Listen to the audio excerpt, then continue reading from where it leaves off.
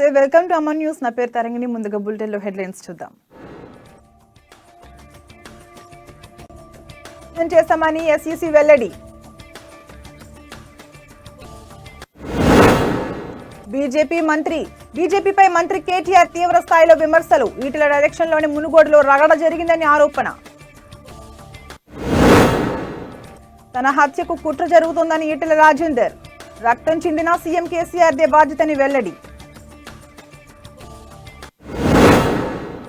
Election TRS కు కొమ్ము కాస్తోందన్న బండి సంజయ్. హైదరాబాద్ లో BJP కార్యకర్తలను పరామర్శించిన బీజేపీ నేతలు.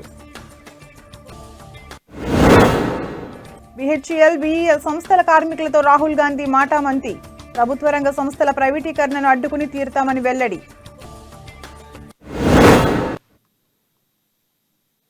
ఇక డీటెయిల్స్ లోకి వెళ్తే, మునుగోడు బైపోల్ కోసం ఏర్పాట్లన్నీ పూర్తయ్యాయని రాష్ట్ర ఎన్నికల ప్రధానాధికారి వికాస్ రాజ్ తెలిపారు. పోలింగ్ సిబ్బంది ఇప్పటికే అన్ని పోలింగ్ కేంద్రాలకు చేరుకున్నారని అన్నారు.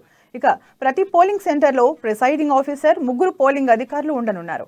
కేంద్ర రాష్ట్ర బలగాలను పోలింగ్ కేంద్రాల దగ్గర మోహరించారు.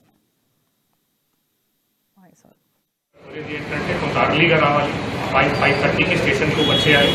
సో దాట్ 6 o'clock వరకు మాక్ పోల్ మొదలు పెడతారు.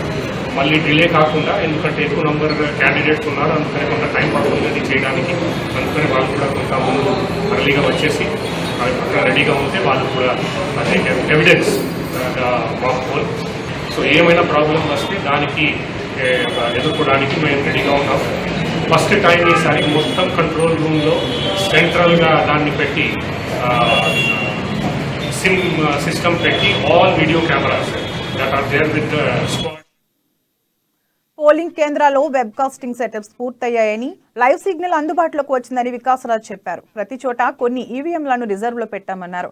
ఈసారి అభ్యర్థులు ఎక్కువగా ఉండడంతో 3 బ్యాలెట్ యూనిట్లను వాడుతున్నారని తెలిపారు. సమస్యలు తలెత్తకుండా ముందు జాగ్రత్త చర్యలు తీసుకున్నట్లు సీఈఓ తెలిపారు. 47 మంది అభ్యర్థులు బరిలో ఉండగా నోటాతో కలిపి 48 సింబల్స్ ఈవీఎంలలో ఉండనున్నాయి. 50 ఫ్లయింగ్ స్క్వాడ్ టీంలను ఏర్పాటు చేస్తామని సీఈఓ వెల్లడించారు.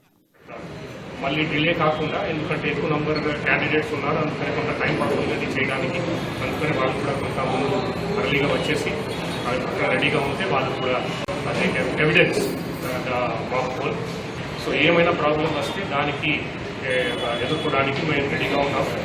ఫస్ట్ టైం ఈసారి మొత్తం కంట్రోల్ రూమ్లో సెంట్రల్గా దాన్ని పెట్టి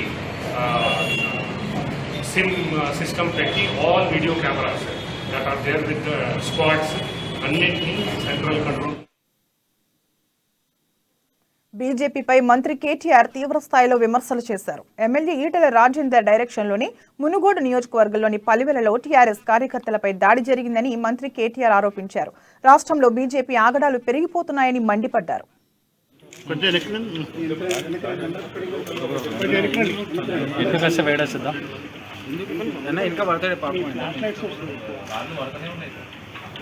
అటు కట్టెలతో దాడి చేస్తారు, ఇటు రాళ్ళు.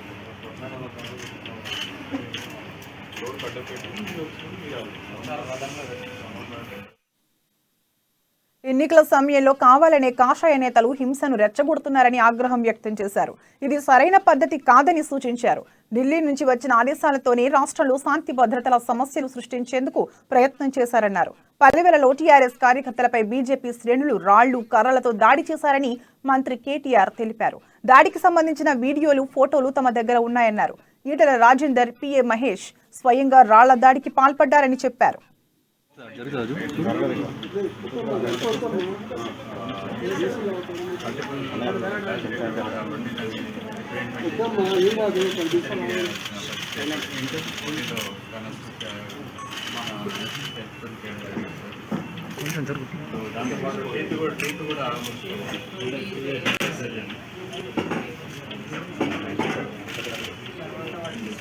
ములుగు జిల్లా పరిషత్ చైర్మన్ సోదరుడు కుసుమ జగదీష్ గారు, వారితో పాటు 12 మంది కార్యకర్తల రక్తాన్ని కళ్ళ చూశారు.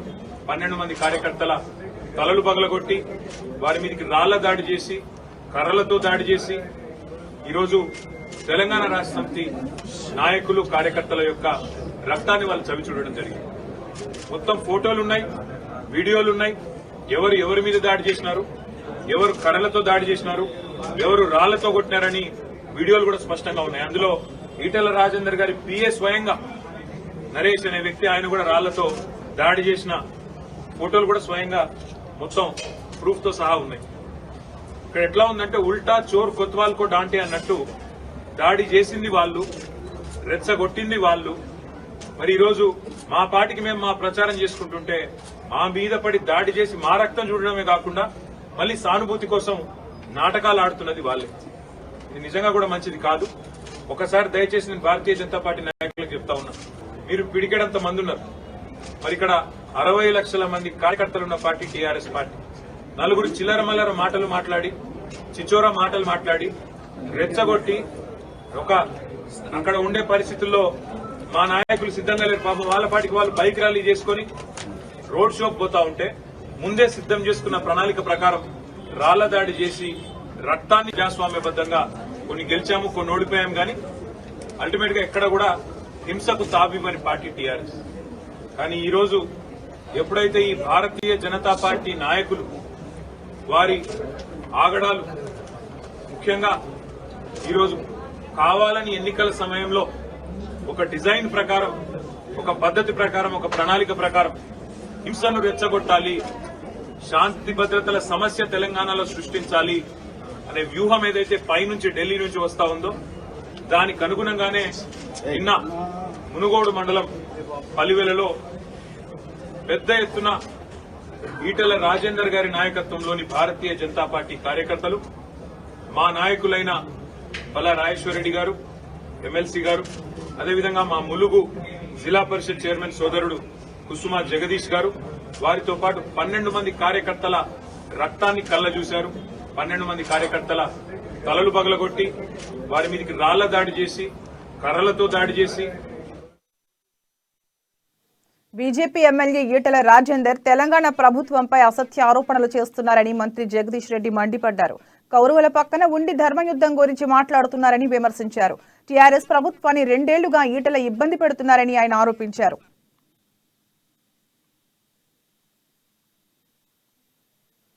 ముఖ్యమంత్రిపై బీజేపీ నాయకులు వాడే భాషను ప్రజలు గమనిస్తున్నారని చెప్పారు. ఈటెల రాజేందర్ కంటే ముందు పలివెలలో టీఆర్ఎస్ కార్యకర్తలపై దాడి జరిగిందని చెప్పారు. మునుగోడుకు వెళ్లకుండా ఈటెల రాజేందర్ ను బీజేపీ నాయకులను ఆపిందెవరని ప్రశ్నించారు. పలివెల గ్రామంలో బీజేపీ అభ్యర్థి రాజగోపాల్ రెడ్డికి మెజార్టీ రాదని తెలిసిపోయిందని, అందుకే సానుభూతి కోసం డ్రామాలాడుతున్నారని జగదీష్ రెడ్డి ఎద్దేవా చేశారు. డబ్బు సంచులు, మద్యం సీసాలు, అధికార దౌర్జన్యం ఇవి చెల్లవని, అంతిమ న్యాయ నిర్ణేతలు ప్రజలు మాత్రమేనని, చరిత్ర నిర్మాతలు ప్రజలు మాత్రమేనని, అహంకారాన్ని, దౌర్జన్యాన్ని, దుర్మార్గాన్ని, రాజ్య హింసని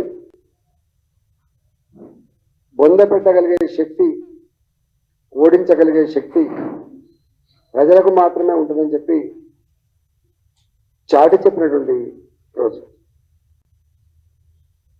కేసీఆర్ గారు 2014లో అధికారానికి వచ్చిన తర్వాత తెలంగాణలో ఎప్పుడు లేనటువంటి రాజకీయ పరిస్థితులు అనుకుని ఉన్నాయి. తెలంగాణలో ఎప్పుడు కూడా డబ్బు మీద ఆధారపడి, దావతుల మీద ఆధారపడి ఎన్నికలు జరగలేదు. ప్రజల ప్రేమను, ప్రజాక్షేత్రంలో ఉండి ప్రజల ప్రేమను పొంది ప్రజలకు సర్వీస్ చేసి సర్పంచ్గా, ఎంపీటీసీగా, జెడ్పీటీసీగా, ఎమ్మెల్యేగా, ఎంపీలుగా గెలిచే చరిత్రను తప్ప డబ్బు సంచులతో ఎప్పుడు ఎన్నికలు జరగలేదు. ఎప్పుడైనా మేము వినేది ఆంధ్ర ప్రాంతంలో ఒక ఎమ్మెల్యే గెలవడానికి 5 కోట్లు ఖర్చు పెడతారట, 10 కోట్లు ఖర్చు పెడతారని చెప్తే మేము నోరు అధర్మం మీద ధర్మం గెలిచింది, దౌర్జన్యం మీద, దుర్మార్గం మీద న్యాయం గెలిచింది అనేటువంటి సంకేతాన్ని ఇచ్చిండ్రు. ఎన్నటికైనా డబ్బు సంచులు, మునుగోడులో చీరలు, డబ్బులు విచ్చలవిడిగా పంచి ఓటర్లను ప్రభావితం చేస్తున్నారని టీఆర్ఎస్ పై బండి సంజయ్ మండిపడ్డారు. ఇప్పటికీ ఎలక్షన్ కమిషన్ చోద్యం చూస్తోందని అన్నారు. పోలీసులు, ఎలక్షన్ కమిషన్ టీఆర్ఎస్ ప్రభుత్వానికి కొమ్ము కాస్తున్నాయని విమర్శించారు.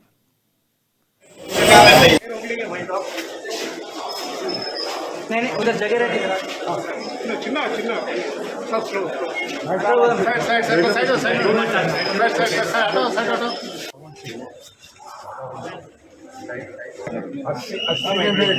मेरे घर पे हमला हुआ था। అంతకుముందు ఎన్నికల ప్రచారానికి వెళ్లి రోడ్డు ప్రమాదంలో గాయపడి మలక్పేట్ యశోద ఆసుపత్రిలో చికిత్స పొందుతున్న బీజేపీ కార్యకర్త ఎం రమేష్ యాదవ్ ను బండి సంజయ్ పరామర్శించారు. ఈ సందర్భంగా అతనికి అందుతున్న వైద్యంపై డాక్టర్లను అడిగి తెలుసుకున్నారు. రమేష్ యాదవ్ కుటుంబ సభ్యులతో మాట్లాడి వారిని ఓదార్చారు. ప్రచార సమయంలో బీజేపీ నాయకులు కార్యకర్తలపై దాడులు చేయించినా తాము సంయమనంతో ఉన్నామని బండి సంజయ్ చెప్పారు.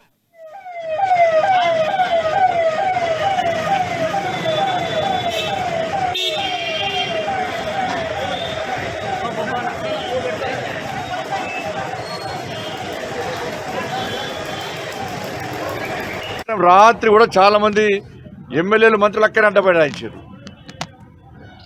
2-3 ఎమ్మెల్యేలు లాస్ట్కు భయంతో వేరు. మళ్ళీ ఇవాళ మార్నింగ్ కూడా ఇవాళ ఉదయం కూడా మంత్రులు ఎమ్మెల్యేలు అందరూ కూడా దొంగచాటుగా వచ్చి అక్కడ ప్రచారం చేస్తున్నారు. వాళ్ళ నేతృత్వంలో వాళ్ళ నాయకత్వంలో పైసలు వస్తున్నారు. వాళ్ళ బండ్లలో పైసలు వస్తున్నాయి. ఆడ ప్రజలను భయప్రాంతాలకు గురి చేస్తున్నారు. మభ్య పెడుతున్నారు. మేము ఫిర్యాదు చేసినా కూడా అక్కడ పోలీస్ సెక్యూరిటీతో వాళ్ళు వచ్చే ప్రయత్నం చేస్తున్నారు. పోలీస్ అధికారుల రక్షణతో వాళ్ళు వచ్చే ప్రయత్నం చేస్తున్నారు. నేను మళ్ళా హెచ్చరిస్తున్న ఎన్నికల కమిషన్, అసలు మీరు ప్రశాంతంగా ఎన్నికలు జరుపుతారా? పోలీస్ అధికార యంత్రాంగం మీకు సహకరిస్తుందా? ఇవాళ సాయంత్రం వరకు కూడా అందరూ ఈ సీఎంఓ నుంచి డైరెక్షన్స్, సీఎంఓ నుంచి ఆదేశాలు వస్తున్నాయి. మంత్రులు ఎమ్మెల్యేలు అందరూ కూడా ఎక్కడ పోవద్దు, ఏదో రకంగా మునుగోడు పోవాలి, ఒక్కొక్క మండలంలో తిరగాలి, పైసలు వంచాలి, ఎన్నికల్లో అడ్డదారులకు గెలవాలి. నేను ఎన్నికల కమిషన్ హెచ్చరిస్తున్నా, మీరు వెంటనే కంట్రోల్ చేయండి. ఎమ్మెల్యేలను మంత్రులు ఎవరున్నా కూడా ఇతర ప్రాంతాల నుంచి వచ్చిన వాళ్ళందరూ వెంటనే బయటికి పంపండి. నేను మళ్ళా రిక్వెస్ట్ చేస్తున్నా, పోలీస్ అధికారి రిక్వెస్ట్ చేస్తున్నా, మేము ప్రశాంతంగా ఎన్నికలు జరగాలని కోరుకుంటున్నాం. మేము గెలుస్తున్నాం కాబట్టి మొత్తం పూర్తిగా టెక్నాలజీ ఉండే మంత్రి అంటే ఫుల్ టెక్నాలజీ. ఎన్నికల కమిషన్ టెక్నాలజీ ఉపయోగించండి. ఏ మంత్రి పిఏలేంది, వాళ్ళ గన్మెన్ ఏంది, ఎమ్మెల్యేల పరిస్థితి ఏంది? ఇవాళ పూర్తిగా ఎన్నికల నిబంధనలకు అనుగుణంగా వ్యతిరేకంగా వాళ్ళు పూర్తిగా అక్కడ మంత్రులు ఎమ్మెల్యేలు ఉన్నారు. నేను మళ్ళీ రిక్వెస్ట్ చేస్తున్నా, మీరు కనుక ఎన్నికల కమిషన్ కూడా నిరోధించకుంటే తన హత్యకు కుట్ర జరుగుతుందని బీజేపీ ఎమ్మెల్యే ఈటెల రాజేందర్ తెలిపారు. పక్కా స్కెచ్ ప్రకారమే మునుగోడులో తనపై దాడి జరిగిందని ఆరోపించారు. తన నుంచి ఒక్క రక్తపు బొట్టు కారినా దానికి సీఎం కేసీఆర్ బాధ్యత వహించాలన్నారు. ముఖ్యమంత్రి ప్రోత్సాహంతోనే బీజేపీ నేతలపై దాడులు జరుగుతున్నాయన్నారు. హుజూరాబాద్ లో అవసరం లేకున్నా అనేక మందికి గన్ లైసెన్సులు ఇచ్చారన్నారు. ముఖ్యమంత్రి ఆడిస్తే ఆడే చెంచాలకు బీజేపీ భయపడదన్నారు. హుజూరాబాద్ లో టీఆర్ఎస్ ఓటమితో తనపై కేసీఆర్ పగబట్టారన్నారు. మునుగోడలో కేసీఆర్ డబ్బు మద్యాన్ని నమ్ముకున్నారన్నారు. కేంద్ర మంత్రికే రక్షణ లేకుంటే సామాన్యుల పరిస్థితి ఏంటని ప్రశ్నించారు. బయటకు వెళితే ఇంటికి తిరిగొస్తామన్న నమ్మకం కేసీఆర్ హయాంలో లేకుండా పోయిందని ఈటెల పేర్కొన్నారు. ప్రజలు మాత్రమేనని, చరిత్ర నిర్మాతలు ప్రజలు మాత్రమేనని, అహంకారాన్ని, దౌర్జన్యాన్ని, దుర్మార్గాన్ని, రాజ్య హింసని బొందపెట్టగలిగే శక్తి, ఓడించగలిగే శక్తి ప్రజలకు మాత్రమే ఉంటుందని చెప్పి చాటి చెప్పినటువంటి రోజు. కేసీఆర్ గారు 2014లో అధికారానికి వచ్చిన తర్వాత తెలంగాణలో ఎప్పుడు లేనటువంటి రాజకీయ పరిస్థితులు అనుకూలు ఉన్నాయి.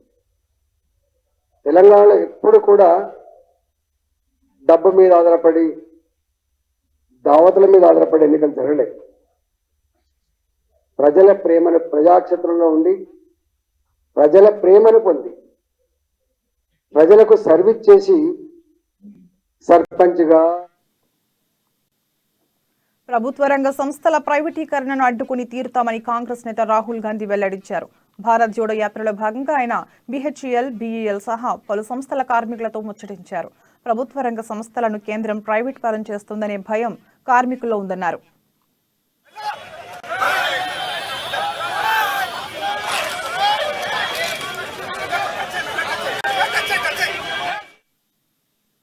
పబ్లిక్ సెక్టర్ యూనిట్స్ లో ఉన్న కొన్ని సంస్థలను కొంతమంది వ్యాపారస్తులకు కట్టబెట్టాలని బీజేపీ ప్రయత్నం చేస్తోందని ఆరోపించారు.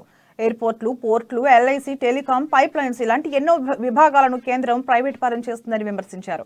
వ్యవసాయ చట్టాలను రద్దు చేసే వరకు దేశ రాజధాని ఢిల్లీ కేంద్రంగా రైతులు పోరాటం చేసిన విషయాన్ని గుర్తుపెట్టుకోవాలని రాహుల్ సూచించారు. ఎలాంటి భయం వద్దని, ప్రైవేటు పరం చేయనీయకుండా కాంగ్రెస్ అడ్డుకుంటుందని హామీ ఇచ్చారు.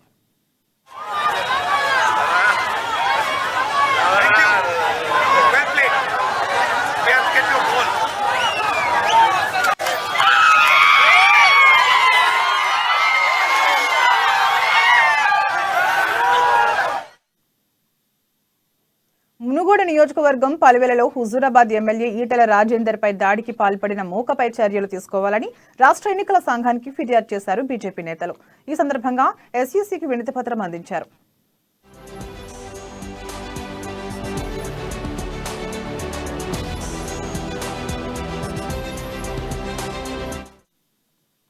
ఉద్దేశపూర్వకంగానే ఈటెల కాన్వాయ్పై దాడి జరిగిందని ఈసీకి వివరించారు.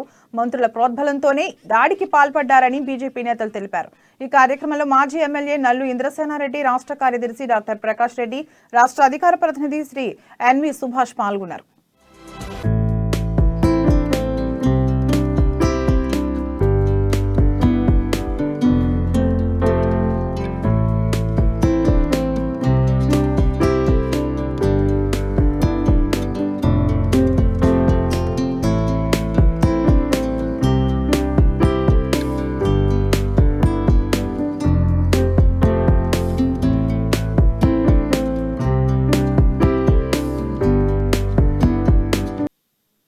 ఎమ్మెల్యే రాజాసింగ్ పీడీ యాక్ట్ పిటిషన్పై హైకోర్టు మరోసారి విచారణ జరిపింది.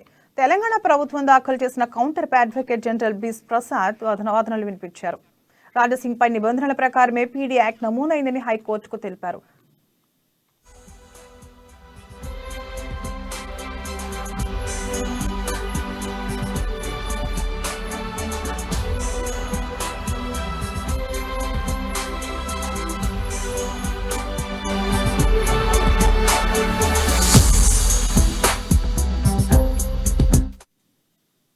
అయితే ఇది కేవలం కక్ష సాధింపేనని రాజాసింగ్ తరపు న్యాయవాది ఎల్ రవిచందర్ చెప్పారు. రాజాసింగ్ విషయంలో పీడీ యాక్ట్ నిబంధనలను పోలీసులు ఎక్కడా పాటించలేదని ఆయన ఆరోపించారు.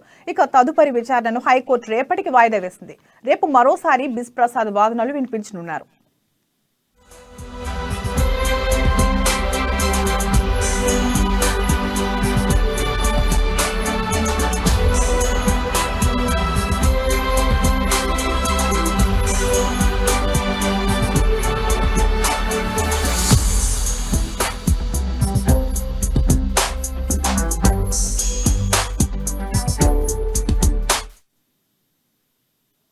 మునుగోడులో జరుగుతున్న ఎన్నికల ప్రక్రియను చూస్తుంటే ప్రజాస్వామ్యాన్ని నవ్వుల పాలు చేస్తున్నట్లుగా, ఎన్నికల సంఘాన్ని వెక్కిరిస్తున్నట్లుగా ఉందని తెలంగాణ జనసమితి అధ్యక్షుడు ప్రొఫెసర్ కోదండరామ్ అన్నారు. మునుగోడులో అధికార దుర్వినియోగం జరుగుతుందని, మద్యం ఏరులై పారుతుందని ఆరోపించారు. ఇక్కడ ఎన్నికల ప్రధానాధికారి గారు మునుగోడులో అభ్యర్థులను కలుస్తానని మాట ఇచ్చి వారు కలవలేకపోయారు. ఈ విషయంలో రాష్ట్ర కేంద్ర ఎన్నికల సంఘాలకు ఫిర్యాదు చేసిన ఎటువంటి చర్యలు తీసుకోలేదని ఆరోపించారు. నాంపల్లిలోని టీజేఎస్ ఆఫీస్ వేదికగా విమర్శలు చేశారు. మునుగోడులోని గ్రామాల్లో మైనర్లకు కూడా మద్యం తాగుడు అలవాటు చేస్తున్నారని, మహిళలు ఆందోళన చెందుతున్నారని అన్నారు. ఏకంగా ఓ మంత్రి మద్యం పోస్తూ తాను చేసిన పనిని సమర్థించుకున్నాడని మండిపడ్డారు. మంత్రులు పార్టీ కార్యక్రమాలకు ఎస్కార్టులను ఉపయోగిస్తున్నారని, ఇంత జరుగుతున్న అధికారులు చూసి చూడనట్లుగా వ్యవహరిస్తున్నారని ఆరోపించారు. మేము ప్రధానంగా వాళ్లకు నిర్దిష్టంగా మావి అక్కడ అభియోగాలు, అక్కడ పరిస్థితి పైన మా కంప్లైంట్లు ఉన్నాయి. నిర్దిష్టంగా మేము చెప్పింది ఏంటంటే విపరీతంగా మద్యం ఆడ ఏరులై పారుతున్నది. దాదాపు అన్ని ఫంక్షన్ హాళ్లను బుక్ చేసుకున్నారు. పెద్ద గ్రామాలలో ఫంక్షన్ హాళ్ళు లేని చోట టెంట్లు వేసి పెట్టిండ్రు. ప్రతిరోజు టెంట్లలో సాయంకాలం పూట విపరీతంగా తాగుడు, మద్యం సరఫరా అవుతున్నది. సరే, తిండి ఊళ్ళో ప్రజలకి భోజనం పెట్టడం అభ్యంతరకరం అని మాకైతే అనిపించలేదు. కానీ మద్యం విషయం అయితే మేము సీరియస్గా అభియోగం చేసినాం. చిన్న పిల్లలకు కూడా 16, 17 ఏళ్ళ పిల్లలకు తాగిస్తున్నారు సార్. అని ఆడవాళ్ళు చాలా బాధపడ్డారు. వాడు తాగుడుకు అలవాటైతే ఏం కావాలి రేపు మా పరిస్థితి అని. కుటుంబ జీవితము సంపూర్ణంగా విచ్ఛిన్నమైపోతున్న సందర్భం ఇది. మన సంస్కృతి పూర్తిగా నాశనం అయిపోతున్న పరిస్థితి. ఒకరికొకరం కాకుండా అయిపోతున్నాం ఇంట్లో అని ఆడవాళ్ళు మాట్లాడుతుంటే కూడా మేము విన్నాం. ఈ విషయం గురించి మేము ప్రస్తావన చేసినాం. మంత్రి గారే స్వయంగా తాగబోసి పెద్దవాళ్ళు వస్తే తాగబోయేమా తప్పే ఉంది అని సమర్థించుకోవటం కూడా మీరు చూసినారు. ఇది జరిగినటువంటి వాస్తవం. రెండోది ఏంటంటే విపరీతంగా ప్రతి పార్టీ తరఫు నుంచి విపరీతంగా వాహనాలు, దాదాపు భారతదేశంలో ఎన్ని మోడల్స్ ఉన్నాయో అన్ని మోడల్ కార్లు మనకు మునుగోడులో కనబడ్డాయి. చాలా ప్రాంతాల్లో ఆ ట్రాఫిక్ జామ్లు అవుతూ ఉన్నాయి, అన్ని కార్లు తిరుగుతూ ఉంటాయి. ఈ కార్లను మీరు పర్మిషన్లు ఇచ్చారా? నగరంలోని లిబర్టీ చౌరస్తా వద్ద పోలీసులు పెద్ద మొత్తంలో నగదును స్వాధీనం చేసుకున్నారు. ద్విచక్ర వాహనంపై ముగ్గురు ₹1,27,00,000 నగదు తరలిస్తున్నారన్న సమాచారం మేరకు బుధవారం నారాయణగూడ పోలీస్ స్టేషన్ పరిధిలో సెంట్రల్ జోన్ టాస్క్ ఫోర్స్ పోలీసులు ద్విచక్ర వాహనాన్ని వెంబడించారు.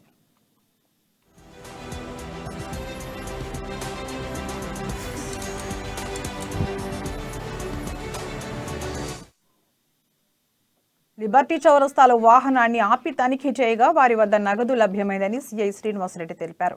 గోల్నాకలో నివాసం ఉండే మన్య శ్రీనివాస్, ఉస్మాన్ గంజ్ కు చెందిన విశ్వత్ శెట్టి, కేపీహెచ్బీ కాలనీకి చెందిన ఫణికుమార్ ను అదుపులోకి తీసుకుని విచారిస్తున్నామని తెలిపారు.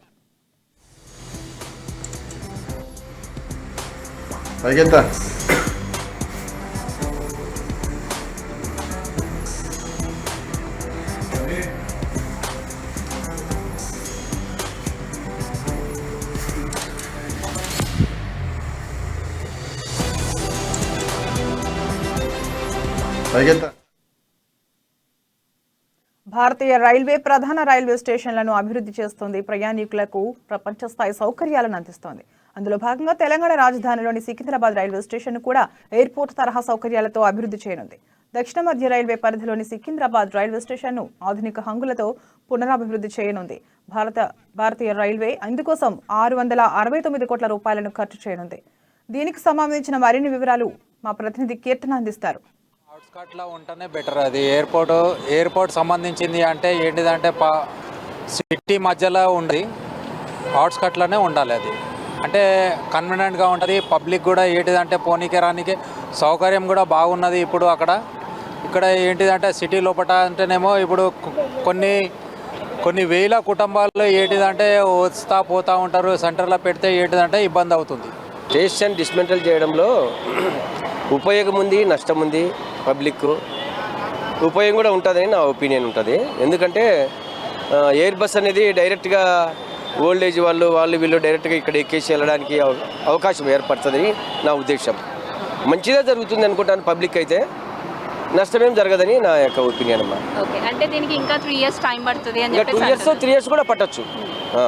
అది యూస్ఫుల్గానే ఉంటుంది. 100% యూస్ఫుల్ ఉంటుంది. దాంతో సమస్య లేదు. ఇది చేసేసి అటుపక్క పెడతాడు కదా, ఆపోజిట్ పెడతాడు కదా, ఆపోజిట్ మీకు పెడతాడు. దీని క్లోజ్ చేయడు కదా మొత్తానికి. అది కాబట్టి నా ఒపీనియన్ అయితే అందరికీ క్షేమం జరుగుతుందని నా ఉద్దేశం. సికింద్రాబాద్ రైల్వే స్టేషన్ పేరు తెలియని వాళ్ళు ఎవరు ఉండరు. మనం ఎక్కడికి వెళ్ళాలన్నా, ఏ ఊళ్ళకి తిరగాలన్నా కేర్ ఆఫ్ అడ్రస్గా మనం సికింద్రాబాద్ రైల్వే స్టేషన్లో చెప్పుకుంటాం. మనం పుట్టక ముందు నుంచి చరిత్ర గల ఉన్న ఈ సికింద్రాబాద్ రైల్వే స్టేషన్ రీమోడలింగ్ చేయబోతున్నారు అని చెప్పి తెలుస్తుంది. అయితే ఇంతకు ముందు కూడా మనం ఎన్నో స్టేషన్స్ ఉన్నప్పటికీ సికింద్రాబాద్ రైల్వే స్టేషన్ కానివ్వండి, కాచిగూడ రైల్వే స్టేషన్కి కానివ్వండి చాలా మంచి పేరుందనే చెప్పుకోవచ్చు. ఇన్నేళ్లుగా మనం చూస్తున్న ఈ రైల్వే స్టేషన్ను ఒక్కసారిగా రీమోడలింగ్ చేస్తే ఎలా ఉంటుంది అంటే, సికింద్రాబాద్ రైల్వే స్టేషన్ 3 ఏళ్లలో అభివృద్ధి చేయాలని లక్ష్యంగా పెట్టుకుంది భారతీయ రైల్వే. దీనికి సంబంధించి సబ్ అర్బన్ గ్రేడ్ 1 స్టేషన్గా గుర్తింపు పొందింది. అయితే ఏటా 2 కోట్ల పైగా ప్రయాణికులు సేవలు అందిస్తున్న ఇది ఏదైతే ఉందో 500 కోట్ల ఆదాయాన్ని ఆర్జిస్తున్న రైల్వే స్టేషన్లు కూడా ఉన్నాయన్నమాట. అయితే రోజుకి సుమారు లక్ష మందికి పైగా ప్రయాణికులు సికింద్రాబాద్ రైల్వే స్టేషన్ నుంచి తన గమ్యస్థానానికి చేరుకుంటారు. అయితే రాబోయే రోజుల్లో సికింద్రాబాద్ రైల్వే స్టేషన్కి వచ్చే ప్రయాణికుల సంఖ్య భారీగా పెరుగుతుంది. కాబట్టి ఈ సికింద్రాబాద్ రైల్వే స్టేషన్లో పెరుగుతున్న రద్దీని దృష్టిలో పెట్టుకొని దీన్ని అప్గ్రేడ్ చేయాలని చెప్పి భారతీయ రైల్వే శాఖ కూడా నిర్ణయించిందని చెప్పి తెలుస్తుంది. గ్రౌండ్ ఫ్లోర్తో కాకుండా ఇంకా 3 ఫ్లోర్స్ కూడా పైన వేసి స్కై ల్యాబ్ కూడా దీనికి అలంకరించి దానికి అనుసంధానంగా ఓల్డ్ ఏజ్ పీపుల్ కానివ్వండి, అంటే సరిగ్గా నడవలేని వాళ్ళకి కానివ్వండి, మినీ ఎయిర్పోర్ట్ లాగా తయారు చేయాలని, ఫ్రెష్గా ఎయిర్పోర్ట్ లుక్ వస్తే ఎలా ఉంటుందో అలా తయారు చేస్తామని చెప్పి రైల్వే శాఖ పేర్కొంది. ఇందాక మనం జనరల్గా మనం జనాలతో కూడా మాట్లాడే ప్రయత్నం చేశాము.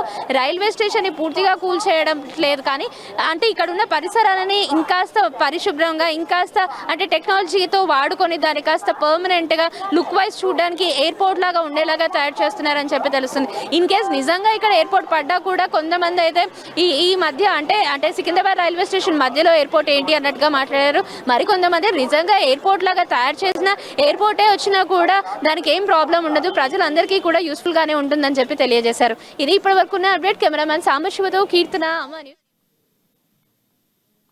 Central board of film certification Hyderabad region సభ్యుడిగా ప్రముఖ గాయకుడు బీజేపీ నేత దర్వు ఎల్లన్నను నియమిస్తూ కేంద్ర ప్రభుత్వం నిర్ణయం తీసుకుంది. ఈ మేరకు కేంద్ర సమాచార ప్రసార శాఖ ఉత్తర్వులు జారీ చేసింది. ఈ పదవిలో దర్వు ఎల్లన్న 2 సంవత్సరాల పాటు కొనసాగనున్నారు.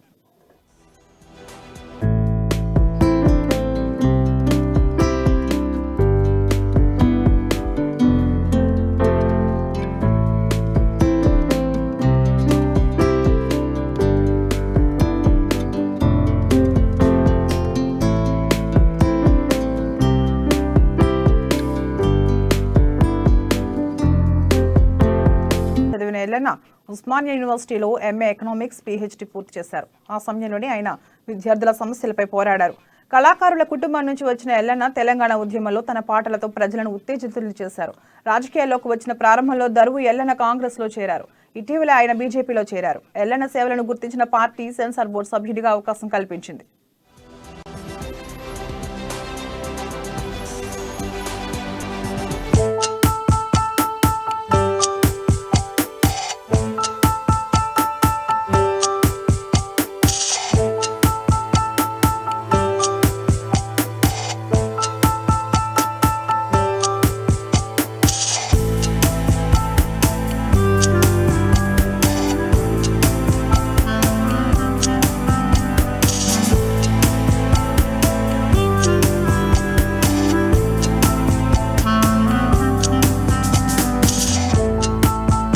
కేసుకు వివరణ ఇచ్చారు. మరోవైపు దేశ ప్రధాని మోదీ కేంద్ర మంత్రులపై అనుచిత వ్యాఖ్యలు చేస్తున్న సీఎం కేసీఆర్, మంత్రి కేటీఆర్ పై బీజేపీ కార్పొరేటర్లు CPCCS సైబర్ క్రైమ్స్ లో ఫిర్యాదు చేశారు. బీజేపీ కార్పొరేటర్ పై ఏ విధంగా అయితే హుటాహుటిన కేసు నమోదు చేశారో అదేవిధంగా కేసీఆర్, కేటీఆర్లపై కేసు నమోదు చేయాలని డిమాండ్ చేశారు. సీఎం కేసీఆర్, మంత్రి కేటీఆర్ దూషించిన వీడియో ఫుటేజ్లను సైబర్ క్రైమ్ పోలీసులకు అందజేశారు.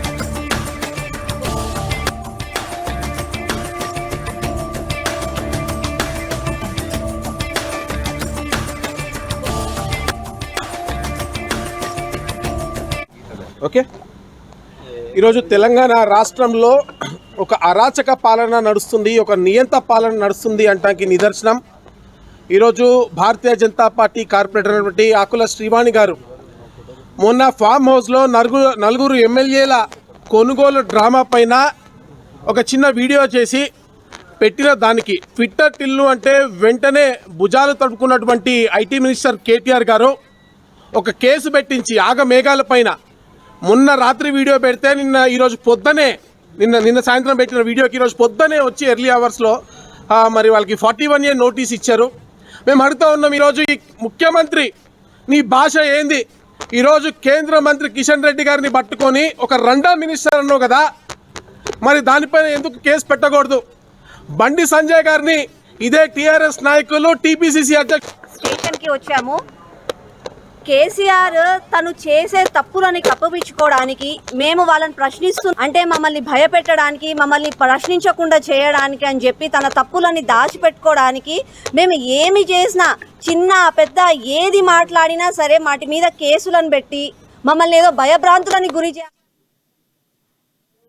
సినీ సంగీత దర్శకుడు దేవిశ్రీ ప్రసాద్ పై సైబర్ క్రైమ్స్ లో కేసు నమోదైంది. సినీ నటి కరాటే కళ్యాణి పలు హిందూ సంఘాలు డీఎస్పీపై ఫిర్యాదు చేశాయి. ఓ పాలి అనే ఆల్బంలో హరే రామ హరే కృష్ణ మంత్రాన్ని ఐటమ్ సాంగ్ లో చిత్రీకరించారని ఫిర్యాదులో పేర్కొన్నారు. పవిత్రమైన హరే రామ హరే కృష్ణ మంత్రంపై అశ్లీల దుస్తులు, నృత్యాలతో పాటను చిత్రీకరించిన దేవిశ్రీ ప్రసాద్ పై చర్యలు తీసుకోవాలని ఫిర్యాదులో పేర్కొన్నారు. హిందువుల మనోభావాలు దెబ్బతీసిన దేవిశ్రీ ప్రసాద్ హిందూ సమాజానికి క్షమాపణ చెప్పాలని డిమాండ్ చేశారు.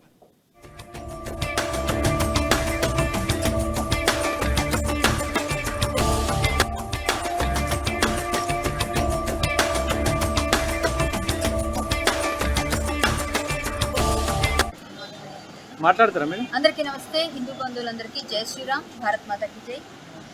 హిందువులు ప్రతి దగ్గర కూడా ఈ మధ్య చాలా దాడులు గురి కాబడుతున్నారు, చులకన కాబడుతున్నారు. తారక మంత్రం అని మనం రామనామాన్ని జపిస్తూ ఉంటాం. ఎన్నో సందర్భాల్లో రామనామ జపం గురించి, రాముడి గురించి, ఆయన యొక్క కృష్ణుడి యొక్క ఖ్యాతి గురించి, కీర్తి గురించి, ఆయన యొక్క విశిష్టత గురించి, గీతాసారథ గురించి మనం మాట్లాడుకుంటూ ఉంటాం.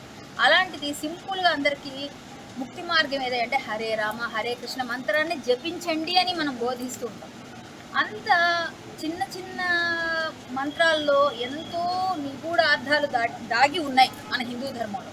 అలాంటి హరే రామ హరే కృష్ణ అని మనం భక్తితో మాట్లాడుతూ మంత్రాన్ని జపిస్తూ ఉన్న మన హిందువుల యొక్క మనోభావాలు దెబ్బతీస్తూ దేవిశ్రీ ప్రసాద్ గారు అంటావా మామ, అంటావా మామ అంటూ కూడా పాడిన ఈయన ఈరోజు హరే రామ హరే కృష్ణ మంత్రాన్ని కూడా అలా ఐటమ్ సాంగ్స్కి జోడించినట్టుగానే ఈయన కూడా ఆమెతో నృత్యం చేస్తూ అశ్లీలంగా బికినీలు వేయించి ఎన్నో విధంగా హిందువులందరూ బాధపడే విధంగా వాళ్ళ మనోభావాలు దెబ్బతీస్తారని కూడా తెలియకుండా ఒక హిందూ అయ్యుండి అసలు భగవంతునికి ఏమాత్రం విలువ ఇవ్వకుండా హరే రామ హరే కృష్ణ అని భక్తితో మాట్లాడేసిన మంత్రాన్ని తీసుకొని నువ్వు ఒక ఐటమ్ సాంగ్ చేస్తూ ఆమెతో పాటు కలిసి నర్తిస్తూ ఆ డాన్సులు చేస్తున్న మీరు హిందువులు అని చెప్పుకోవడానికి ఈరోజు సిగ్గుపడండి దేవిశ్రీ ప్రసాద్ గారు. కనీసం ఆలోచన లేకుండా మా అందరినీ బాధపడుతూ సముద్రం ఒక సముద్రం ప్రదేశంలో ఒక సముద్రం దగ్గర బికినీలు వేయించి హరే రామ హరే కృష్ణ ప్రే అయితే మేము అందరం ఎంత ఫీల్ అవుతాం. ప్రతి ఒక్కరూ బాధపడాల్సిన విషయం ఇది. హిందువులందరూ కూడా గట్టిగా ఒక మ్యూజిక్ డైరెక్టర్ అయితే స్టార్, మ్యూజిక్ డైరెక్టర్ అయితే స్టార్. ఇవి ఇప్పటి వరకు ఉన్న బులెటిన్ అప్డేట్స్. మరిన్ని అప్డేట్స్ కోసం చూస్తూనే ఉండండి అమ్మ న్యూస్, నిజం కోసం జనం కోసం.